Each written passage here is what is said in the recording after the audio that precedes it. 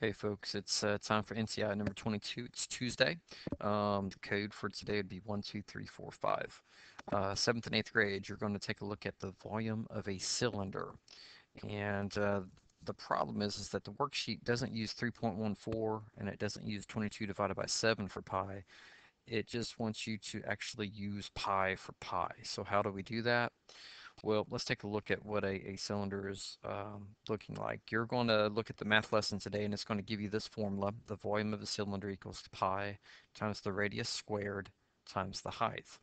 And, if we take a look at this cylinder right here, it's got circles on both ends. And pi r squared is basically the area of the circle, okay? And then we times the area of the circle by the height. So the radius in this case would be 7 and the height would be 9. So we would say pi times 7 for the radius to the second power times 9 for the height. And we need to plug that into a calculator.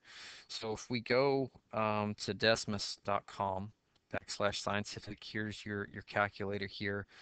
We need to put pi in, and if you look, right here's the button for pi. So if you click that, it's actually going to put pi right up here, and it will instantly give you the value for pi running out here.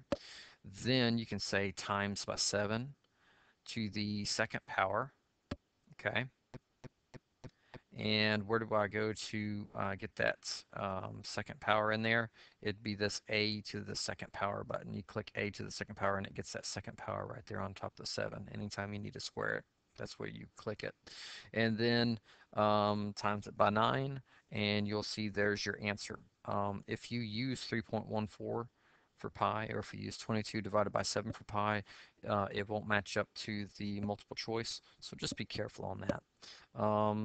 So go to your NTI number 22 questions, take a look at the math lessons though.